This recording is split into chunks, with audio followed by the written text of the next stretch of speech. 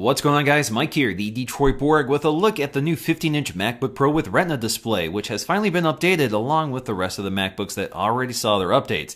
Now, the update here does not include new Broadwell processors, unlike the other MacBooks, and that's because there isn't a quad-core Broadwell. So we're still on the same chips, but we have four major new features here. So we have faster storage, is now up to 2 gigs per second. Of course, we'll test that out in this video. We have a new discrete graphics processor in the upgraded model, which is the version I have here. So that is the new AMD Radeon R9 M370X with 2 gigs of GDDR5 memory. We also get improved battery life, so we're now up from 8 hours to 9 hours. And lastly, perhaps the biggest new feature here is the new Force Touch trackpad, which we'll go over in this video. Now, there are two off-the-shelf configurations. The stock configuration starts off at $19.99. They get you a 2.2 gigahertz quad-core i7, 256 gigs of storage, and 16 gigs of RAM. The next step up is $24.99. That's the version I have here. They get you a 2.5 gigahertz Core i7, 16 gigs of RAM, 512 gigs of storage, and dedicated graphics, as I mentioned before, instead of the Intel Iris Pro graphics.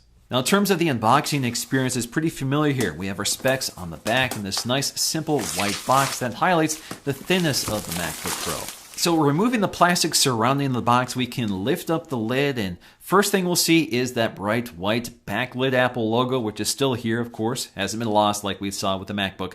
So lifting up the computer with that little tab, it is fairly heavy, 4.5 pounds, the heaviest MacBook by far. It's about a pound heavier than the 13-inch. So let's go ahead and peel off that wrapper, it makes a really nice sound, and slide it out. Now, if we lift up the lid, we'll find a piece of paper that protects the glass from the keyboard during shipping. So before we boot this up and take a close look, let's get to the accessories. First thing we see here is our literature packet, designed by Apple in California. Inside we'll find a quick start guide highlighting some of the OS X Yosemite features. We also have our warranty and safety guide, along with a set of Apple stickers. We also get a microfiber cleaning cloth for cleaning the glass display, and it is Apple branded. We also have our power brick and extension cable, and this is a 85-watt power brick. That's the largest of any of the power bricks available.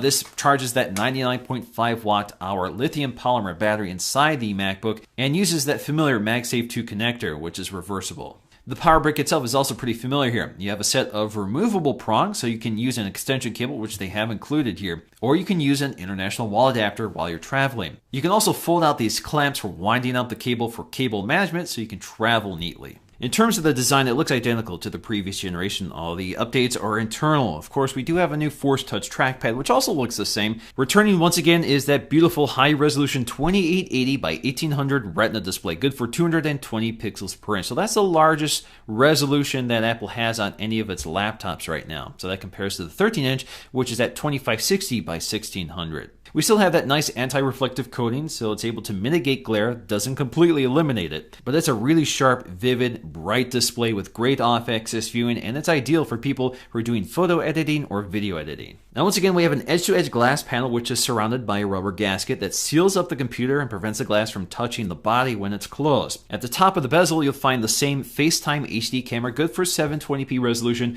with an LED indicator and an ambient light sensor for adapting the brightness of the display and the backlit keyboard. Speaking of the keyboard, it's basically carried over, no changes here. We still have that nice backlighting, which is adjustable manually or by automatic. You can see in the top row, we have all of our function keys, which include screen brightness, expose, and launcher, as well as keyboard brightness, our media controls, volume controls, and our power button. Flanked on either side of the keyboard are our front-facing stereo speakers, and they sound great. And I will compare this to other MacBooks later in this video. Also hidden within those speaker grills are dual microphones.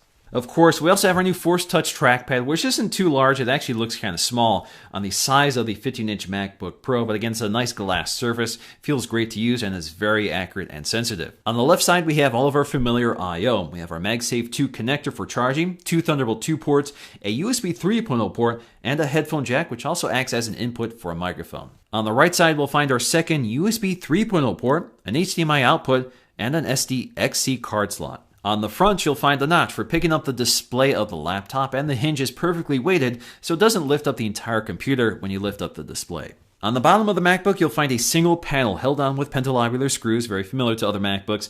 This is not meant to be user upgradable. You can't upgrade the RAM yourself because everything is basically soldered or glued together. We have our MacBook Pro branding back here because it can't fit on the thin bezel surrounding the display. Also on either side here are these ventilation grills, which also act as structural members to stiffen the chassis. Speaking of ventilation, most of it is hidden behind the hinge here. And as you can see if you look closely, the ventilation is actually drilled through the metal chassis. It looks very neat even though you don't really see it. And of course the ventilation works whether the lid is closed or not. Now the biggest new feature for the new MacBook Pro is the new Force Touch trackpad, which looks like the old one.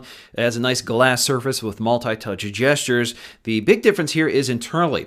So instead of a physical clicking mechanism, instead we have this haptic engine which replicates the physical click.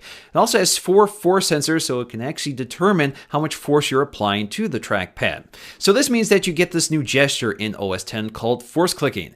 Now using this trackpad is very similar to the old one. That haptic engine actually gives you the sensation that you're actually clicking on the trackpad, and it's nearly indistinguishable. It's actually really interesting because it feels like the trackpad is moving, but it's just the haptic engine that's giving you this haptic feedback. It's really nice.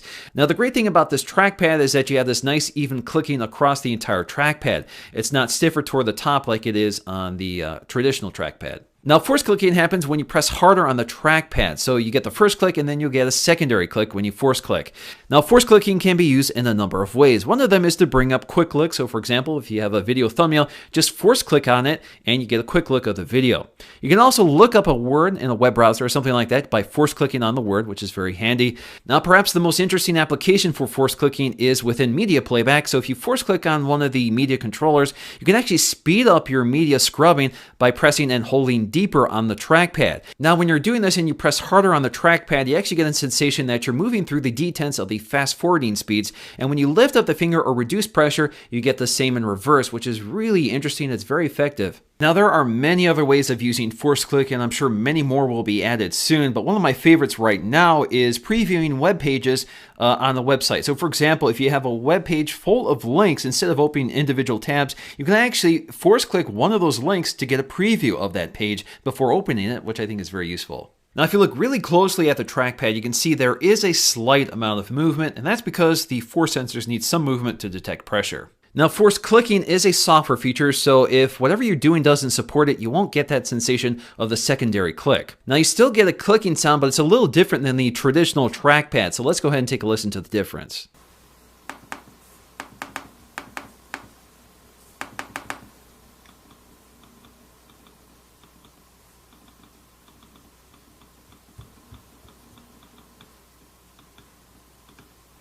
Now, in terms of the CPU performance, again, this is identical to the previous generation, so we're seeing identical Geekbench scores. So we get a single core score of 3,700 and a multi-core score of 14,159, which is pretty impressive. Now, in terms of graphics, we have an all-new GPU to test out. We have an AMD R9 versus the NVIDIA 750M. So the new R9 scored 63 frames per second in the OpenGL test and 571 on the CPU test. Now, that's a very minor gain from the previous generation, which saw 59 frames per second and 563 CBs. So ultimately, we won't see huge gains in the CPU or the GPU, but we do see big gains in the disk speed test. So the write speed on the new MacBook Pro is 1500 megs per second, and the read speed is a stunning 1900, almost 2 gigs per second. That more than doubles the performance of the previous generation, which had a write speed of 700 and a read speed of around 800. Next up, let's take a listen to those front-facing stereo speakers and compare them to the other MacBooks. What's up guys, Mike here, the Detroit Borg, with a quick look at Apple's new iPhone Lightning dock, which just launched today for $39. You can pick it up right now